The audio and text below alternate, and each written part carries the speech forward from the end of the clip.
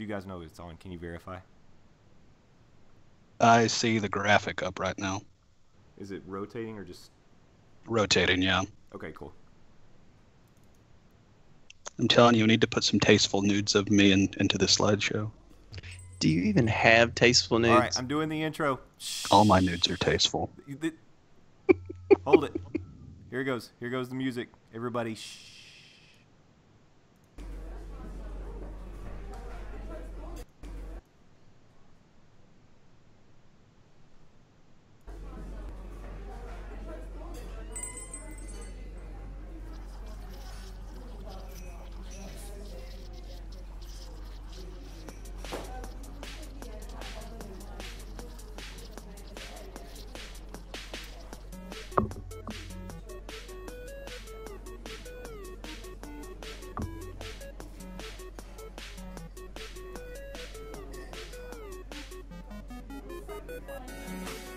Greetings, life forms, wherever you're receiving us. This is Justin.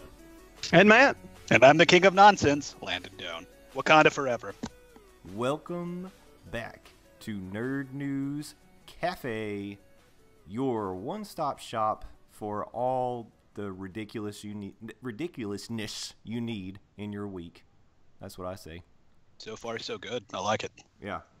Hope you can hear us this week. All of us, not just onesie twosies, but all of us. This is our second attempt at a live show, and hopefully we've worked out some of the kinks. I've still got maybe some visual things to work out at this point, but and speaking of the kinks, they're actually our musical guest tonight, so be sure and stay tuned at the end of the show.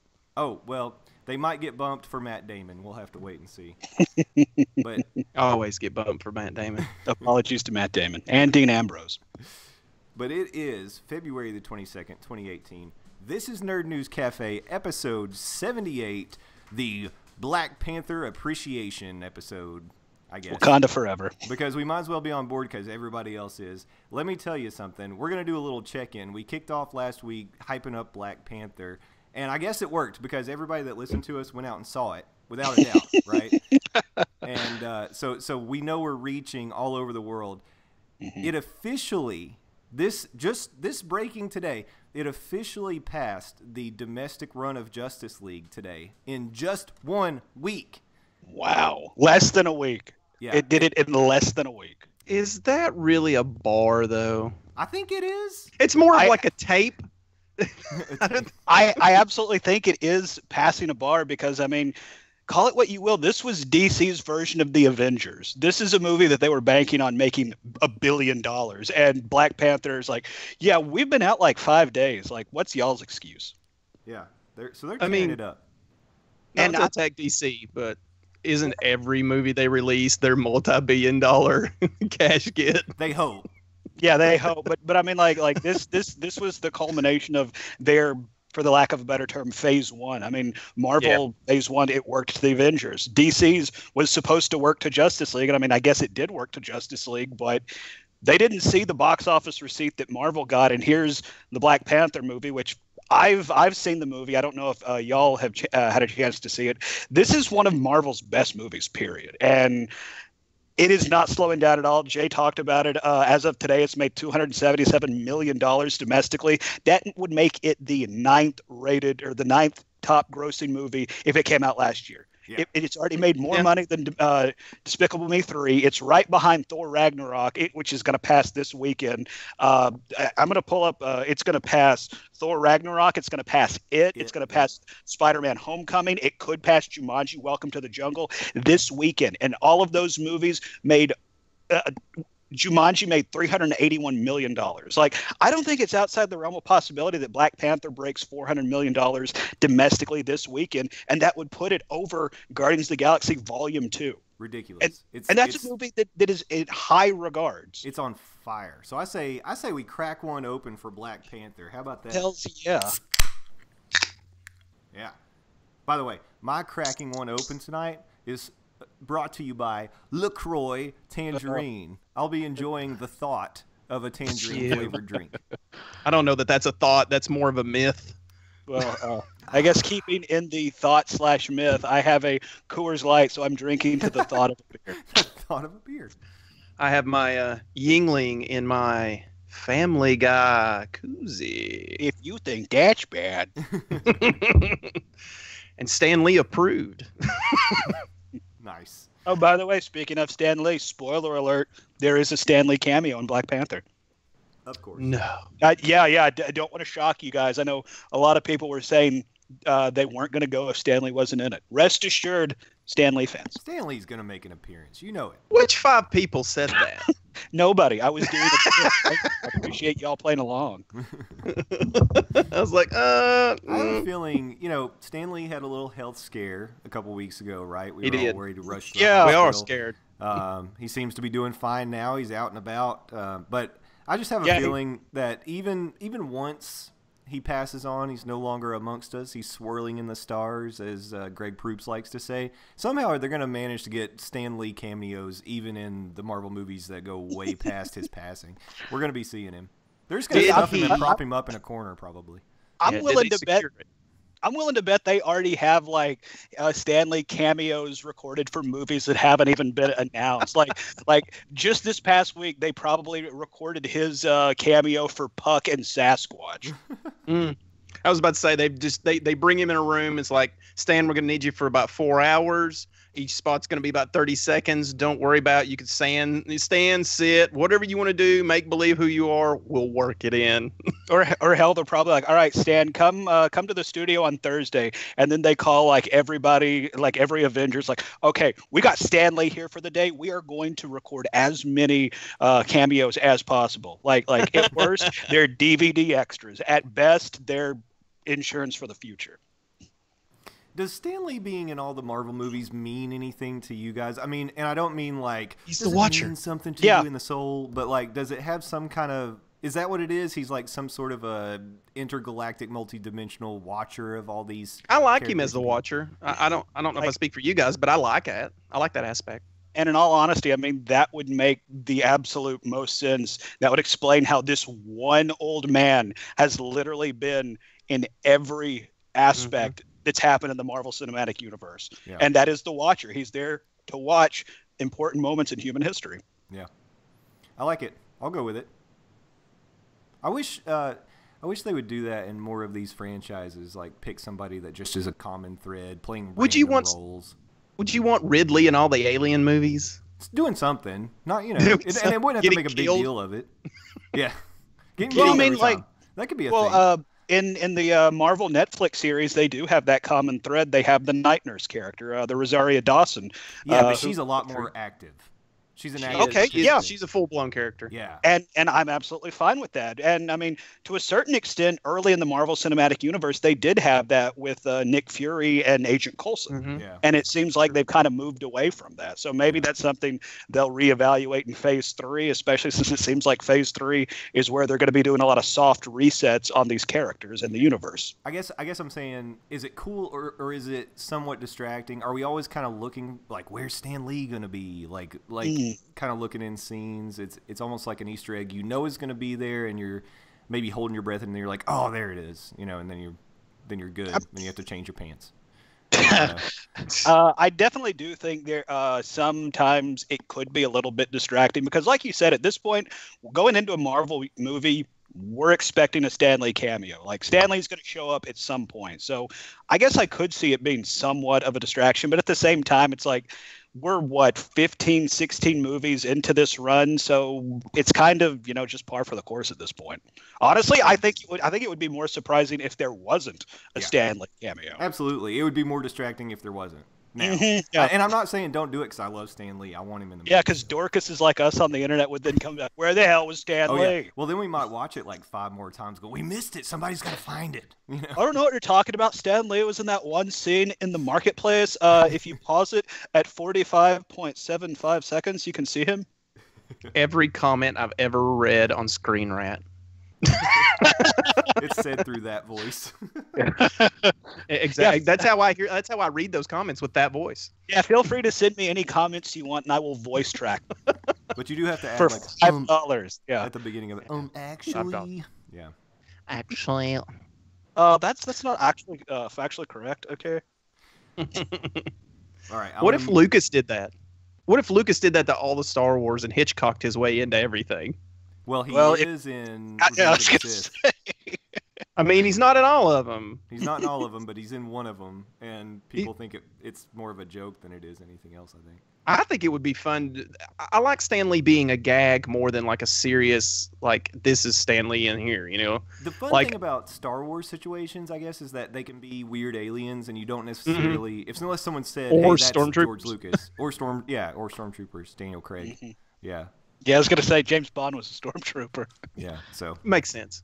Checks out. if it were me, if I were directing a Star Wars movie, you bet I would put myself in it somewhere. No Hell doubt. yeah!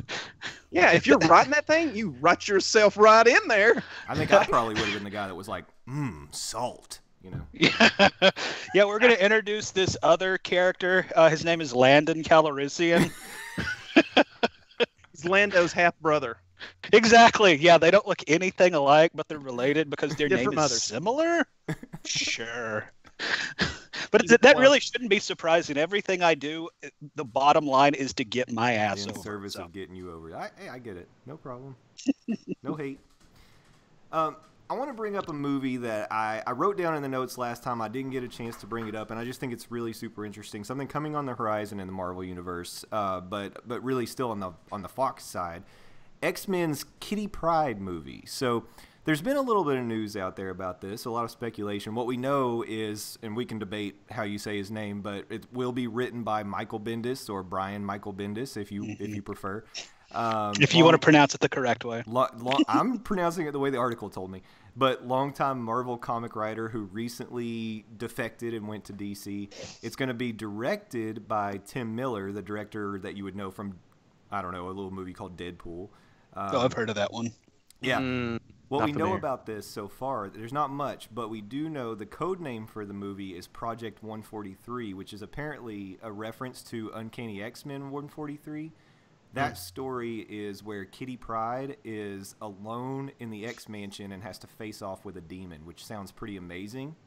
So I kind of hope that the movie goes in that direction. It sounds like it could be something like a kind of supernatural thriller kind of a version of an X-Men movie, which would be really cool. Yeah. I was about to say, kind of like the one we're getting here soon from Fox, I do believe. I can't remember the name of it. Is it the New Mutants?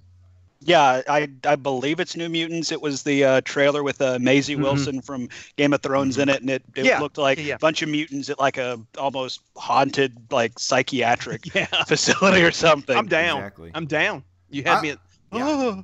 I like the idea of spooky X-Men movies. Yeah. Absolutely. And I mean, that's now that I think about it, that's kind of crazy that with the exception of Doctor Strange, mysticism and the occult is really something that the Marvel Cinematic Universe and the X-Men have stayed away from. So I would be all for them like trying to introduce more of that. That would be a new wrinkle and something that's been going for 2 decades strong at this point. I think that could be really cool. And especially to highlight a character like Kitty Pryde, who is a really big player in the comics, but when it comes to big screen adaptations, not knocking Ellen Page. I loved her depiction of Kitty in the, I guess, original X-Men movies at this point. Yeah.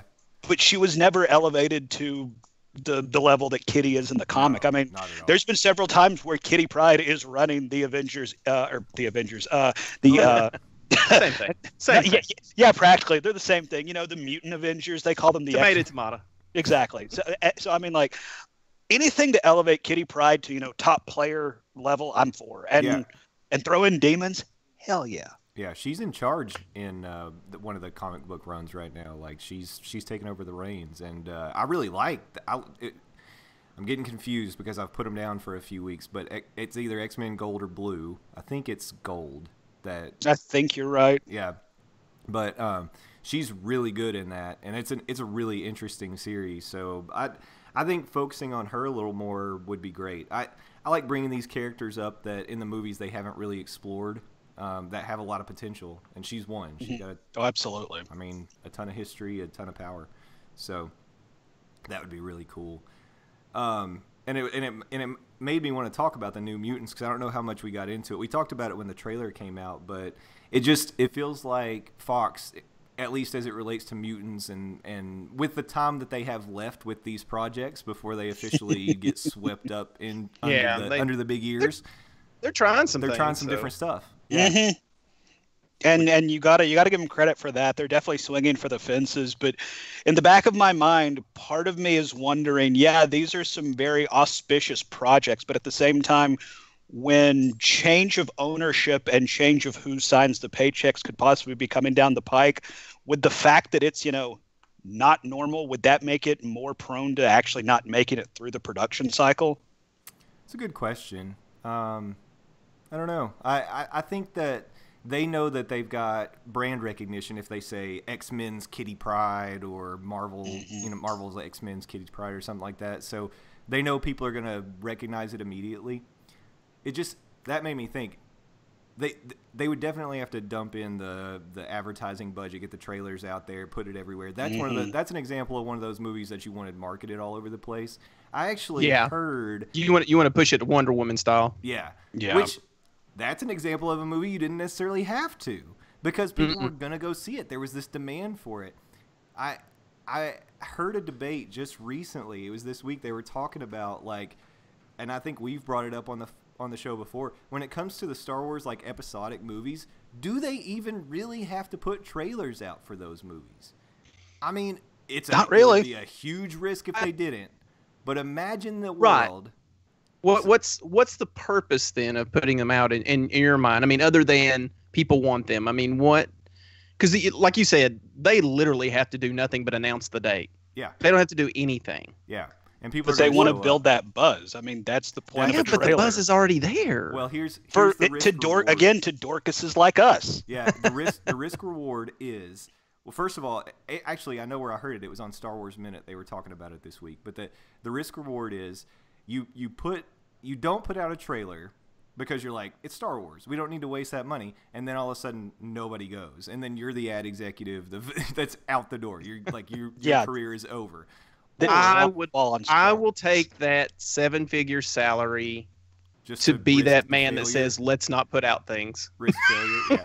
Yeah, just for that.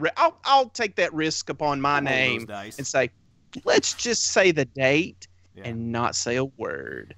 But 1 million, please. They did mention this, and I thought this was really cool. Imagine if they had, with Solo, we didn't get a trailer till we were watching Super Bowl Sunday. Mm-hmm. There was nothing. And that movie's coming out in 2.5 months now, But that's not the episodics, though. No, it's not. But it's Solo. People know what that is. There's been so much anticipation already, and there was all these rumors about Alden Ehrenreich having to get an acting coach and all this stuff, and he doesn't look right, all this kind of stuff. What if they had just been so bold as to do nothing, and then the week before be like, by the way, Solo's out this Thursday, and just boom, it's out. They were almost at that point, weren't we? I mean, we got close. A teaser. You can't even say the full word is what we had before the Super Bowl. Yeah, they came close. And then the Super Bowl, we got a little bit, but I mean, Donald Glover doesn't even speak, so we don't even know if they didn't give him speaking lines. That's maybe Lando's mute. Maybe that's the secret, That would be a very bold choice by Ron Howard if he decided to go with the mute Lando. Ron Howard's going to kill this dude. I mean, that's why I'm not worried about it. A lot of people are like, oh, he's going to... It's Ron Howard. Have you seen his movies? Any of them? But I mean, he's a great director, but at the same time, sci-fi? Not I know where you're going. I know where you're going. Solo. I know. Well, he did do, I guess, the closest sci-fi, and this is off the top of my head, Apollo 13. Yes, because Solo: A Star Wars Story is based on a historically accurate event, just like Apollo 13. It was before this time. I think I read in that little scroll. We don't know for sure. That is true. That opening scroll does leave a lot to interpretation. I'll give you that. Yeah.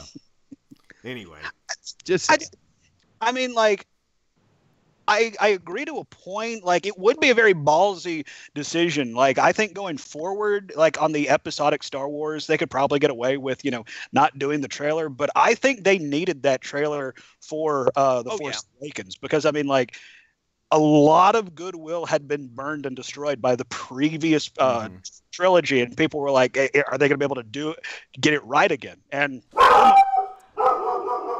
Sorry, the security alarm's going off because my wife just got home. Oh, my But I forgot what I was saying. The dog no, you were saying they needed it for episode 7 because people didn't know what they were going to get. But now maybe they don't need it anymore. I probably agree with that. And I mean, like I've said it before, I went the entirety all the way up to episode 8 without seeing a trailer, and of course I was the dorcas who they already had the money for. But you know. Yeah, but I mean, I don't know. That took a feat. I mean, I have to say, I have to congratulate you on your it was pretty your impressive. willingness to stay the course and not watch anything. We salute your abstinence, sir. And Your my abstinence. Oh my God, what a terrible word. hey, it was the only part of my life that abstinence worked in. So Yeah. wait, Oh no. edit that part out. Edit that out. It's live. I don't know if anyone told you. Yeah, we can't edit live, my friend. Oh, hold on. Get my agent on the phone. Well, Anyway, where are we? we were talking about making lots of money for failure, and I want to segue off of that. Is that what we're talking about? We were previously talking about making lots of money from failure. Yeah. And I guess Joss Whedon was worried about doing that exact same thing because news has broken that he is dropping out of the DC Batgirl movie. He's stepping away. He basically said he couldn't find the right story for it, and so he don't want to do it a disservice. Sure. I mean, okay. Sounds like the No, house is on fire and he doesn't want to be inside to me, but The fact that he's like, yeah, I couldn't figure out a story after a year. Couldn't figure out a story. It's like, really, Joss? Isn't that a Okay. little hard to believe considering we were talking about how like pick as up a far comic as book. DC characters in anything that he could have chosen from in the DC universe, Batgirl seemed like it would fit really well in Joss Whedon's wheelhouse. I mean, the Gail Simone run on Batgirl alone was amazing. I mean, like I know Joss wanted to do his own thing, but hell, just do a screen adaptation of that run, and that would be a great movie. Period. Hell, let Gail Simone do it. How about that, DC? You listening? Or my suggestion always is Patty Jenkins. Call her up. Yeah. Mm-hmm. Let her do it. I mean, like it sounds like you guys are naming off 1, 2, 3, 4. So it's obviously not any of his reasons. He doesn't want to be a part of it anymore. And him and Brian Fuller should start a club of I'm going to start something and walk away from it. Though Brian Fuller is doing a spectacular job of pulling the chute before it shoots. But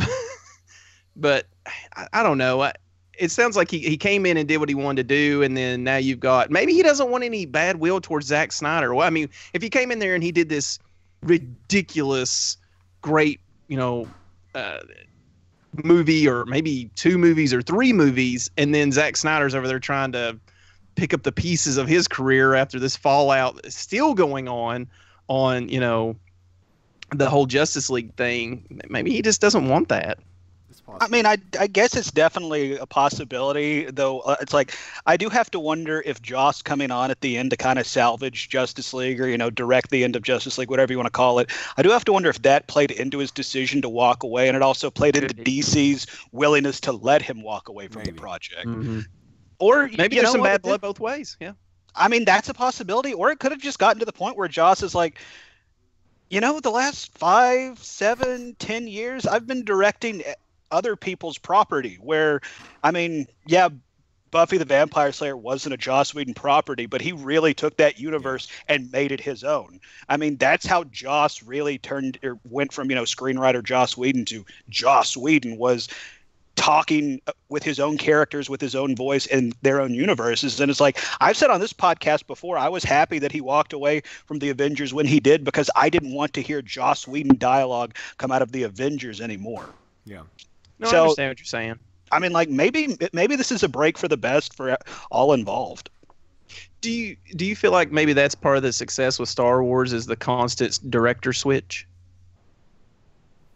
I mean, I don't know. Granted, the story's good, and they're doing a good job with character development, and there's a lot of writing that goes on, so it's not just one person. But at the same time, that definitely is a constant factor with those movies. Is it's constant change of flow and how things are brought about and said and so forth. I think it's risky because a change it in is director risky. is It's a highly change in risky. tone and feel and voice.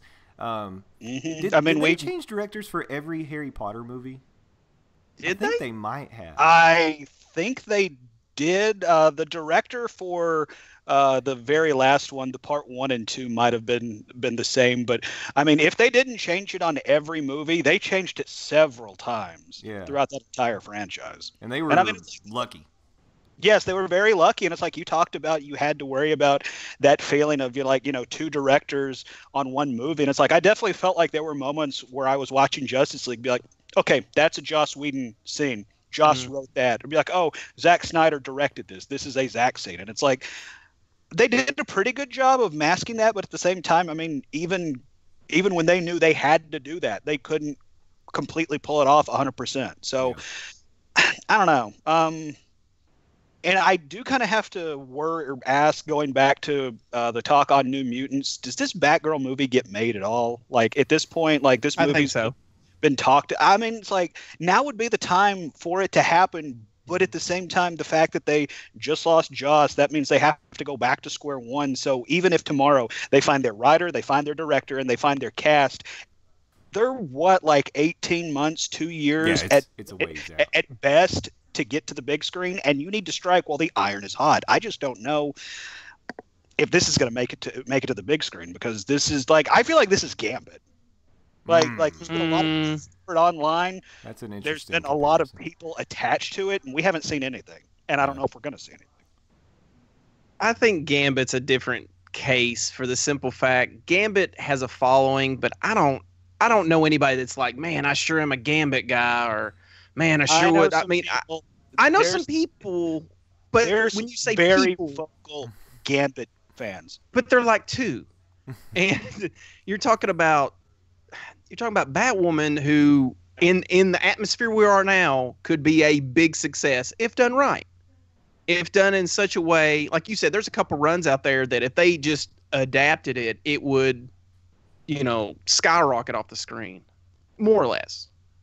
But I think in the atmosphere we're at, there's a better case for Batwoman than there is for Gambit. Yeah, Batgirl. Sorry, Batgirl. I'm saying Batwoman. What's wrong with me? Well, you were into that comic book series that I was Batwoman? That I was reciting to you. I like that one. I enjoyed that. What you told us about it and everything. I was intrigued, and the way it was drawn and shown. I mean, it was really nice. It was really. It was a cool story. It took a weird turn, but it was interesting at first. And like I said, everything usually does. Everything's got the monkey wrench. It's like, what? No, what? No, I don't like this. But I don't know. I think there's a better case for Batgirl than there is for, as long as we don't get Clooney Batgirl. You don't want Alicia Silverstone? I don't. They're gonna put nipples on the bat. Wait, no, that might already there. On, yeah. Yeah, I mean, I don't need Aerosmith Not Batgirl. 2018, my friend. Well, it's funny you mentioned being in 2018. The Hollywood Reporter did cite in their article talking about Joss walking away from the picture. They're saying, quote, in this climate, a male director might be under more scrutiny directing a project like this. And they said it'd be similar if a white director came in and did the Black Panther, which exactly. Mm-hmm. You're risking some backlash. No. And maybe we'll never know, but we'll do a little headcanon here and say maybe he was like, I'm not the right director for this. You guys know the right director for this, and walks. Yeah. I mean, like I said, this could be a best case scenario for all parties involved walking away from the table. It could be. Mm-hmm. And plus, it frees up Joss to finally bring back Firefly. Do it, Joss. Give us more Firefly. I know we already talked about Ready Player One, but in the book there are a big call out to Firefly in there. So yeah, again, we can't say anything without spoiling something in this story or potential movie. But yeah, I don't know that it's in the movie. We don't know. That's what I'm saying. We don't know if if we. That's all I'm saying. I'm not going to say how, why, or where. I'm just going to say they acknowledge that they love it too. They acknowledge that it's something they appreciate. So we can confirm Ready Player One, who is, of course, the main star of Ready Player One, wears a brown coat. We can confirm that, is what you're telling me, right? Yes. Sure. Brown coat. Brown coat, Ready Player One. That's actually going to be an action figure coming to Toys R Us this summer, assuming Toys R Us are still open because they filed for. They did. They're restructuring. Nobody can be a Toys R Us kid anymore. That's what I'm trying to tell you. Or a Babies R Us. You're gonna have to grow up, guys. See, they Exactly. wanted It's to time grow to up grow and up and actually get like pay their taxes and get into the black with their revenue and all that. Yeah, That's who I blame for my Arrested Development. Toys R Us. They told me I didn't have to grow up. Yeah. Damn it. be Peter Pan forever. they're joining Borders in that nice farm out in the country. That great big strip mall in the sky. That's right.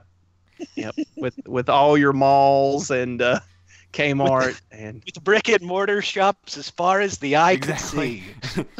Anything physical. What are you talking about? well- Actually, go somewhere to buy something? yeah, but Amazon this, aren't the they 2000s? buying brick and mortar places now? Amazon? Well, they have those pop-up things that they drive around. No. They have a convenience store without clerks, and Oh, not yeah, the that's movie. right. Yeah. You could probably still buy the movie there. You know what your But problem is, Dante? yeah, exactly.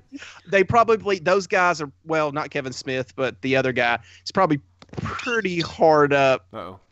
for a job and is probably manning the front of one of those Amazon automated Quickie Marts. You leave Dante and Randall alone. I He will wasn't not. even supposed to be here today. And He's now dead. it won't be because a robot took his job from Amazon. Very true. He's outside. Oh my God, I just figured out the plot for Clerks 3. You did it. It didn't take long. Though I do enjoy Clerks 2 summation of Lord of the Rings. That probably made me laugh harder than anything in a long time at that There's time. only one return, and it ain't of the king. It's of the Yeah, that movie is so boring, even the trees talk in it. Terrible. That was such a funny, and it's like I know a lot of people crapped on Clerks too. That was such a perfect movie for the time it came out and the continuation of the characters of Dante and Randall. Because I would imagine that's exactly where those characters would have ended up 10 Oh, yeah. years after we saw them in Clerks. I think it was too far. Like at that time when it was released, and I'm not sure the year, but I don't think movies of that caliber were doing well as they would have. I think now or maybe 5 years ago, they would have that movie would have done better later. But a lot of people wouldn't know what that movie is if you had released it later. So, Yeah, but I mean that didn't stop Kevin Smith from releasing Jay and Silent Bob Strike Back, which is true. 90 minutes of in jokes. Which That's I mean, it's all like. it is. Yeah, I watched those movies, so I liked it. But if you hadn't seen, Dogma and Chasing Amy and Clerks and Mallrats before that, you'd be like, what the hell is going on? Why saw did the a fake guy in beer the run coat by. not say anything? Well, bringing us back to the Marvel Universe for just a second. And Thanks, speaking Dad. of Fox, trying to do some things that work. They announced that they will begin shooting Marvel's X-Force this October, featuring Deadpool, Domino, and Cable, and also bringing in Terry Crews for an unnamed role. We don't know what he's going to be doing yet. Oh, And it it'll doesn't be- matter. And it'll be directed by Drew Goddard, who you might have heard of as the director of Cabin in the Woods. And from the brief article that I read on this, they said that they're going to be shooting for the R rating for this film as well. So I guess anything Deadpool and Cable are related with, it's going to be in that R rated zone. But if they're beginning shooting in October, that movie's definitely going to be coming out post consolidation, right? So again, One would think, yeah. I mean, another reason not to worry about like the post products, post The mouse Deadpool smashing. products, after the ears get attached to Deadpool. Here's And I hope that Surgical. I hope we do get to see something like that in a Deadpool movie. That'd be hilarious if you put on a pair of mouse ears at one point. I mean, if any character would, it would be Deadpool. Because, I mean, yeah. he is the one that's aware he is a superhero in a comic book movie, and he's aware of who owns him. So I have to imagine, even heck in Deadpool 2, we might get some reshoot voiceovers of Ryan Reynolds making some pot shot at Disney or something. I think I could see him going a little farther and getting a Michael Myers-esque mask of Walt Disney's face and wearing that around. Of course, when you say Michael Myers, you're talking about Austin Powers. That's exactly what I'm talking about, yes. Exactly. You said Michael Myers. But it's like, I do hope going forward this is going to set the tone for Deadpool and Cable and anything in that Deadpool universe, like it needs to be R. Like part of the reason Deadpool succeeded was because it was so true to its comic book self, and his comic book self is very much for an adult audience. And we've said it before, it's like Disney, for the most part, has been smart about the properties that it's bought, at least since Disney, or since Marvel was bought by Disney. Disney's smart enough to get out of the way of what it's bought and let it make money. And they saw how much money Deadpool made. A superhero movie made that much money in February. Of course, now compared to the Black Panther, that seems like chump change. But at the same time, it still did extremely well, and Disney's in the business of making money. So hopefully they'll continue the track record of, hands off. We're gonna let you do you, and we're gonna, cash the checks. Yeah. Usually that kind of money's made with a PG-13 also, or a PG.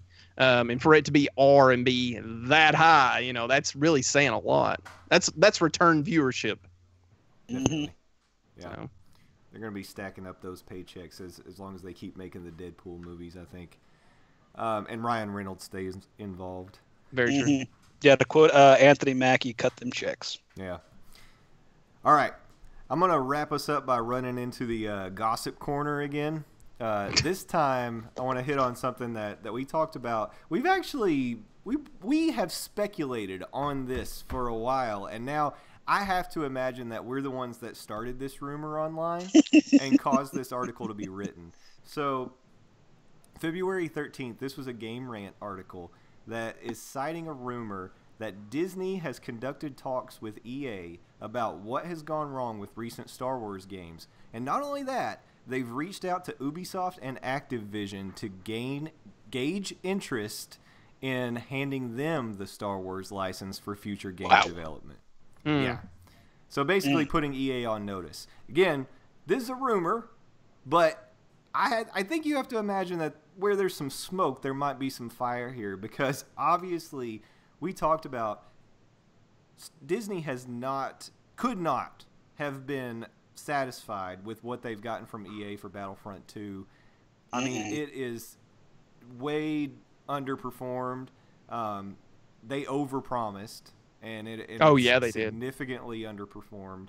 I mean, for me, from a experience perspective, I think it's a fun game because you still got the amazing visuals. You've got the Star Wars music. I have fun with it. But the story mode's pretty good too. They gave us a single player mode in this version, and it's pretty fun. It's short. It's only like 6 or 7 hours. I don't know how long it took you. It probably took me longer because I suck at shooters. But I don't know. It's like you talk about the visuals on this game. Going back to my time playing in the beta, it's like I can't see anything. Like, what the hell shot me? It's like, oh, that thing shot me after I'm dead. Cool. Yeah. Oh, that happens to me anytime I'm doing any kind of – if I'm doing the Galactic Assault missions, the 40-on-40 kind of stuff, I waste all my time running to wherever the fighting is, and as soon as I'm like, oh, look, people dead, like every time. It's ridiculous. You would think I would learn my lesson. But no. I don't. I do better. I figured it out on Battlefield. I do better on like the small ones where it's like the 6-on-6 or 8-on-8. I can survive a little better there because I can play by my rules a little bit more. And it's not just like running and being like fodder for the war machine. But I mean, like everything we're talking about, this is in-game stuff of the game itself. But it's like talking on Battlefront 2, it's like there were a lot of people just with all the news that was coming out beforehand, like loot crates. There were so many people that were just like, screw this game before it ever came out.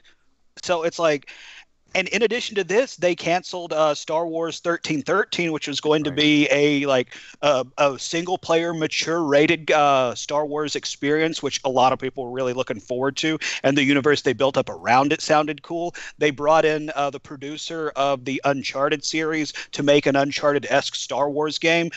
They threw her off of the project and then canceled the project outright. So, I mean, like, that's two big high-profile projects that just got thrown to the wayside. So, and that's the stuff that didn't get made.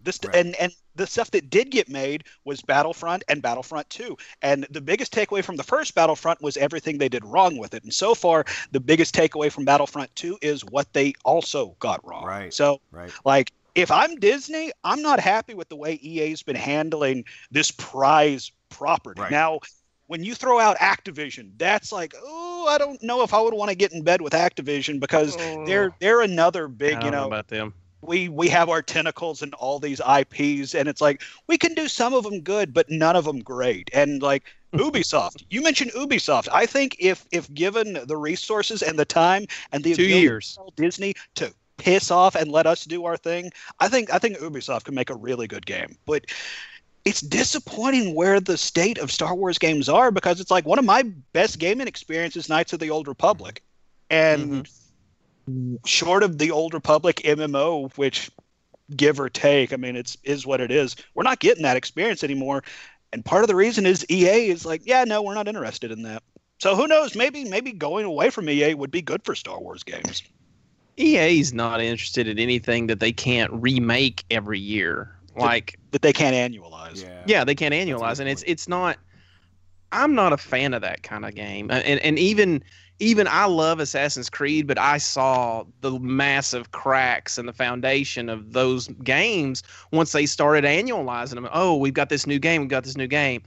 I mean, Unity on launch was awful, and they had to give all the DLC away because it just to make good. It's like, we're really sorry. Now, they did try to make up and hand over all the DLC, so if they broke even, I'd be surprised. But they went on the next year. They made Syndicate, and it was like, and it's just it's games like that where they're just continuously turning the crank on them. It's just not fun for me. Right. Well, and you mentioned Assassin's Creed. What did they do after they put out Syndicate? They took 1-2 years off, and then they came back with Origins. And I don't know about you, I think Origins might be the best Assassin's Creed experience. Origins, period.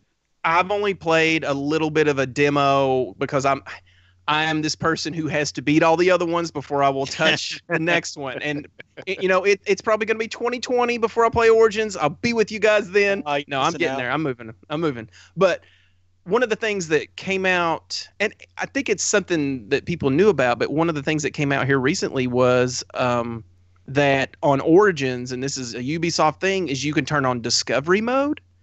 And what it is it has this interactive learning thing. You can learn about Egypt and the things in their land, and you get to see all these sceneries that they've built.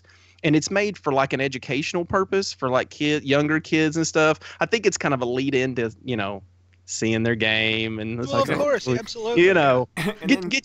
Get a taste. Yeah, it can be fun, and it bring can it be in school and be like, "This is educational. Let the kids play Assassin's Creed." Well, they can't play anything. It's all tour, it's all guided and everything. But no, definitely that's where I would be with it. But that kind of mentality to get you going. I mean, think of that, and this is my case for Ubisoft to get this property. But is what they could do with Star Wars with that. Oh, you want to know about what this character is? Well, we've got a little mode. You can go in and see what they're about, who they are. But because let me tell you something, what Assassin's Creed does, they will bury you with freaking backstory. If you really want to know about Jafar's parrot, they will tell you every feather on him, how he got that burn mark on his butt, why he talks like an actor from the 80s.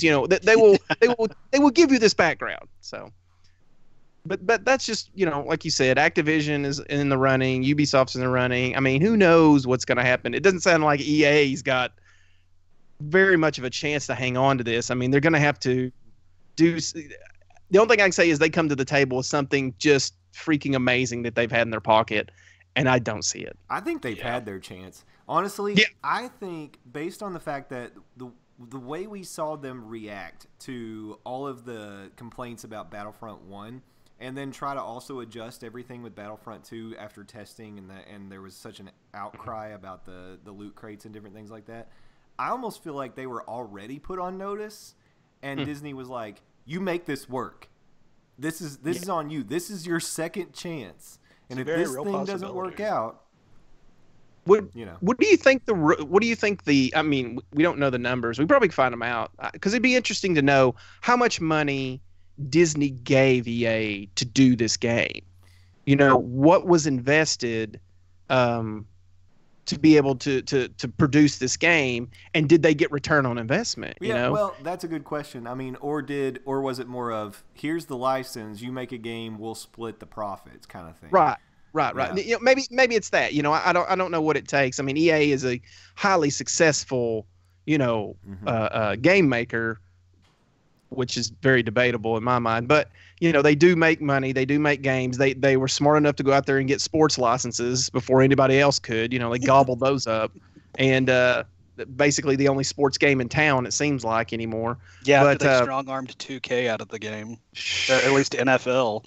But I mean, like staying in the realm of sports. Like, speaking of 2K, you look at the NBA 2K series. That's one of those popular series every year.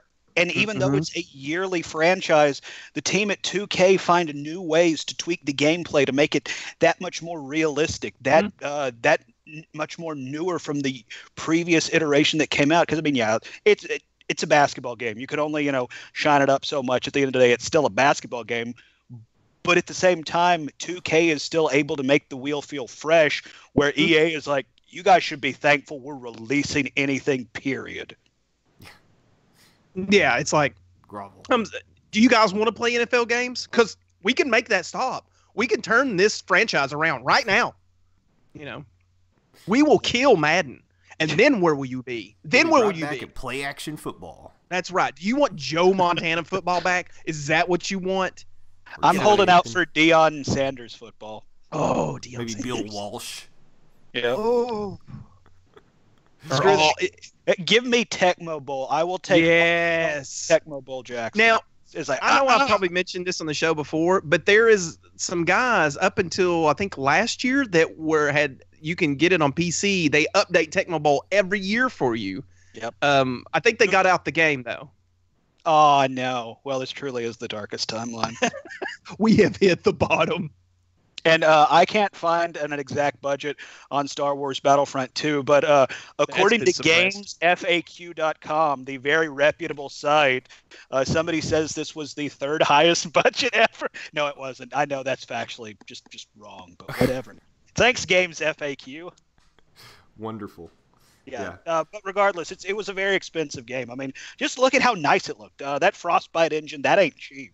Yeah. And neither is the license itself. So, I mean, like, I'm willing to bet they didn't get their return on investment because, I mean, with all the concessions they had to make even before the game launched, from adjusting how much you had to spend on in-game currency to unlock characters to the point that it's still very, like, drastically reduced at retail. Like, I know around Christmas is when it started. It was like, 50% off sales. Guess what? It never went up from that $29.99. So it's like, I really feel like EA is in the mode. It's like, we have to get what we can for this game. Yeah. In the whole loot crate thing, I'm willing to bet there's discount upon discount on that stuff. Well, I don't know if you can do the discounts on the loot crate, but it's kind of crazy. Like, legislators are now like paying attention and talking about doing stuff, regulate loot crates and loot boxes and stuff like that. So I'm very curious to see where that's going to lead the gaming industry in the next few years. I heard them argue something about it being similar to gambling. Would that be like if you're that's paying exactly real what I was going to money say. Into it, you're gambling to get certain things from the game? Hawaii was Hawaii. Their legislation was looking at, is this gambling? Is this something that kids should be doing? How is it different than like dropping money into one of those egg machines where you turn the because you're always a winner. You're always a winner, but you're always a winner with a loot crate. You're always going to get something. It may not be what you want. You're going to get duplicates. I guess the difference is eventually you're going to run out of quarters to put into the machine. Like, on yourself, you can only have so many quarters unless you're some weirdo that walks around with like 5 rolls of quarters on you at all time, which you do you, man. But like, on the flip side, oh cool, I have a credit card associated with my PlayStation Network account. Light them up, country music. Let's do it until I get that epic Tracer skin that I so want. Hey, you know what? I dropped $75, but I finally got it. Yay. Well, it's also associated to a game. So gambling is always associated to some kind of game or sport, where a Gashapon machine, I don't know that there's a challenge involved. Is that the official name? That's what I've always told her. That's what I've heard them called in other countries. Is this going to be our cinnamon discs conversation this week? I proved that to you. I sent you the Kroger brand, and it said they do exist. They do found Dr. Thunder. Congratulations. He wasn't wrong. Oh, you stay out of it. I'm just saying. Dad supports my choices. You're not my dad. You can't tell me what to do. Yeah. As long as you're under this podcast, you'll listen to Gosh darn it, I'll turn this podcast right around, young man, if you don't pay attention. Was that Richard Yeah. Nixon driving the podcast? No, that's my old white guy voice. Oh. Okay. Same Well, it thing. sounds like Richard Nixon. They all sound alike to me. It's kind of old. He's old and buried. Oh, but Richard Nixon would be like this. Oh, there you go. Okay, there's a difference. I get it. There's nice. But yeah, I mean, there's no risk or challenge, I think, other than getting the same ninja that you got the last time you put a quarter in there, or necklace or keychain that no one wants. There's no game associated with it unless you something that doesn't have value, essentially. Yeah, but there's no game. There's no like, oh, you go up there and you put a quarter in, and it's like, oh, you didn't turn it at 30 degrees. Sorry. Well, what's a slot you got to put machine? another quarter in. There's no game. Yeah. Well, you still can lose. It is a game because you get the little slotty things. You have Exactly, no and it's control over pretty. that. There's no game. But the colors, look at the colors. Or those little No. like those those. Now, I was bulldozer going to say the machines. crane machines, the new ones, where you try to win like an Yeah. iPod or something stupid. Wait, is that Those the- are games. Where like I you was talking about drop the bulldozer one where you drop a quarter and it tries to push Mhm, quarters yeah. off the ledge. Oh, that's just a fool's game. Nuh-uh. The trick is you bring a really fat friend with you, and Oh. you bring another friend with you, and you have the other friend run interference and have the big fat friend run into the machine. Boom, payday. Payday. Yeah, you Like know what? candy. I saw someone do that it was at Main Event, so they it's for the tokens and stuff, but somebody bumped it and it automatically shuts it down and it's like bump, you don't get anything that falls. Oh no! Yeah. They think, damn, they've So, seen my you've, ruse. you've been ruined. Yes-ho. Man, I went and made friends of a regular guy and a really fat guy for nothing. Yeah. And I had the perfect number of friends. That's what you get Time for to dissolve making those friends, man. friendships. You've learned your lesson. Don't make friends. Exactly. That's the lesson of this podcast. If you Don't take make- anything away, it's that right there. And also be sure to like, follow, and subscribe. Nerd News Cafe. Not making friends. I guess you're Hey, right. we That almost- really is a good time to get into that. Well, Nerd News Cafe. You can follow us on Twitter at nerd_news_cafe. We're not going to be your friend. We won't be your friend. You can be our friend. We have- Absolutely. And you can We'll be your podcast. You can go out. You can see all these articles we referenced. I usually do that before we get into the headlines and all that, but I didn't do it until now. So go see our Twitter, and it's out. It's out there. It's awesome. Oh, I wanted to mention before we totally wrapped up, I didn't get to go see Black Panther last weekend because the flu, kung fu kicked me in the face. And Ooh, the so- flu is the true enemy of the Black Panther. So I was down for the weekend. But what I did watch was the Cloverfield Paradox. And, Oh yeah. I watched Cloverfield Lane, finally. Oh, okay. So, Well, what did you And think of I'm that? aware of the original Cloverfield. So boom, Oh, we have good all job. three cup. We've got Nice. all three. Yep. got it all. Well, what did you That's think what of we do. 11 Cloverfield Lane? John Candy. 10 Cloverfield John Lane. Candy.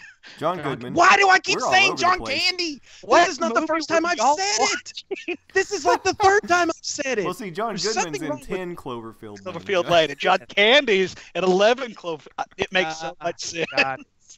Okay, sorry. And What'd one you of the No, John still Goodman 13 Cloverfield Lane.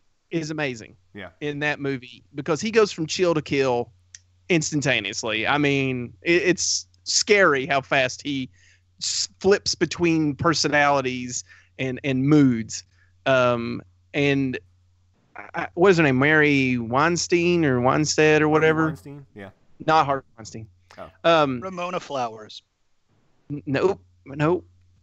She was Ramona Flowers in Scott Pilgrim. Oh, okay. Well, she's Ewan McGregor's mistress now. But anyway, so Good for Ewan McGregor.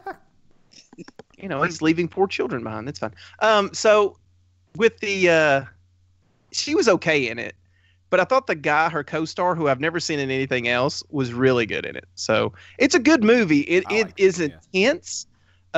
My wife was watching with it, and she was watching with it, and she was just standing up, and I can't do this. I can't do this because there's very, very tense situations going on, and you really don't know the truth Yeah, until the truth presents itself. Yeah, So That's what they said in X-Files. kinda, except it was Mulder. And he's Yeah. like, the truth presents itself. Yeah, That's a it's- really it's- good Mulder, by the way. You just got to look asleep and talk like your job. But God, was he pretty. Oh yeah, that was What? pretty. I thought that was Richard Nixon. They all sound alike to Jay. But it goes all the way to the it drags you all the way to the end in the dark. It's really good. But the Cloverfield Paradox, I kind of feel like it doesn't necessarily keep that kind of mystery going throughout. Like it's not trying to trick you into thinking one thing's going on here and then it does some things that you're like confused and you don't really know the reason for them, but you figure it out as it goes on in due time. Yeah, I thought it was pretty good. I mean, for a Netflix sci-fi suspense kind of thing, I thought it was pretty cool. It didn't seem like low budget. It seemed to me to be like production quality. I thought the story was pretty good. The acting was good. It's got I can't think of his name, and you can roast me if you want. The guy from the IT Crowd. What's his name? Oh, Richard. Oh God, Ayedo. I don't know, sure. but he's really good in it. I thought he was really good. The main character lady that in it is really good. I liked it. I think I heard it was bonkers crazy, but it is pretty nuts. Like there's some stuff that happens that you're like that really catch you off guard, and you're just like, what is happening? And then there's one kind of goofy. It's like a surprise goofy part. Which that also caught me off guard. Does it involve a Muppet? Does No. Goofy himself show up? Goofy himself shows up, and he's like, Oh, he like falls out of the space station. Oh God! And that I did not see that coming. I'll be honest. So, We now can confirm this Cloverfield happens in the Disney universe. it does. Cloverfield is actually a Disney princess now. Big old giant gangly looking some bitch. Yeah. Disney princess. Yeah, I think we are soon to learn that everything is within the Disney universe. So, Dude, seriously, we're like 5 weeks away from that happening. yeah. Stay I already tuned. said I was a Disney princess. I got dibs. I look good in a dress, y'all. I look good. All right, I think that's all we're gonna get to this week. So why don't we plug this thing up and get out of here? Matt, why don't you kick us off? Tracking Trek Podcast. You can hit us up at Tracking Trek Pod on Twitter. We have finished the season out. I have yet to release the last episode because reasons. So I will throw that you up can't there. stop eating chocolate reasons, and so you can't get back to the Chocolate computer. reasons. See. I bet there's a thing that says chocolate reasons, and it's Oh. the offshoot of Raisinets. Yeah, you're gonna find it at a Kmart, and you're gonna text it and be like, "See, I told you, suck it, scoreboard." You do suck Google. reasons. Have you ever had reasons? They're really hard dark chocolate. You don't want to chew those things. So what you're saying is they're the chocolate cinnamon discs. These exist. He won't let it go. He won't let it go. No, because I'm not wrong. Speaking of cinnamon discs, there is a cinnamon disc in the Discovery. I won't tell you where. You'll have to watch every episode and carefully keep your eyes peeled. And if you find it, you can tweet at us at Tracking Trek Pod, and I will tell you whether you're correct or not. But me and Thomas have been following these adventures this entire season. This season is over. You missed it. Now you can subscribe and binge watch and listen to all our episodes to catch back up with us and the show. And we're going to do some fun things coming up. Like I said, we have planned 2 movie reviews to see how Thomas feels about Shatner with his hands like this and like this. So if you want to listen to that and have no visual element while I describe things visually, hit us up at Tracking Trek Podcast. Nice. Twitter.com/Landoz, LANDOZ. That's where you can find the latest musings from me, 280 characters at a time. I also run a website, buttmunchchips.com. Buttmunchchips. Shit on your butt. Much. All right, apparently sponsored by Disney this week. I appreciate it. It was only a matter of time if you really think about it. That is where you can find the exclusively hosted Game of Thrones Talk, a.k.a. GOT Talk, where myself and Hunter East break down each episode of HBO's award-winning series Game of Thrones. We have a complete run of Season 7. We do have a return date of Season 8. That's in a couple of years. So in the meantime, we have the Butt Munch Chips Variety Pack, where myself and Hunter talk about a variety of conversations. The most recent one we have up is our thoughts on Thor Ragnarok, Justice League, and the year that was when it comes to superhero comic book movies, which by the time you're listening to this, the Black Panther has outgrossed all of them. So, there you go. Suck it, 2017.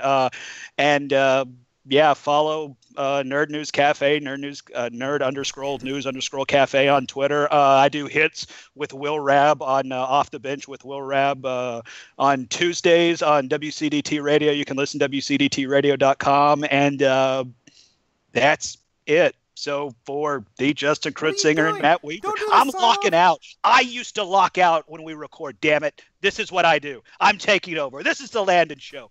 Thanks, guys. It's over. Bye. No. No, please go ahead, Dad. You were just on a roll. I had a feeling it was headed that direction, but I wasn't gonna. So you just had to step on my flow. I did, because you didn't get everything in there. You got to talk about our website, nerdnewscafe.com. You got to talk about the fact that we're on YouTube now. Live shows, 9 p.m. Eastern, Thursday. Get on there. Be part of this. Don't watch the reruns. Watch it live. Be part of this transmission. Don't have friends in the real world, because don't we've have already friends. told you that is a waste of time. Yeah, be one of the 7 people watching us on YouTube. Hi, Mom. Yeah, right. I think I'm actually 3 of those viewers right now. So. But no, you can be part of this. You can be part of the conversation. We have live comment ability, and you can actually interact with the live show. One of the things I've always said about this show is I want it to be the most interactive show in all of podcasting, and we're gonna get there. Yeah, I know I might be stealing that vernacular a little bit, or at least the tune from. I was wondering where the voice was coming from.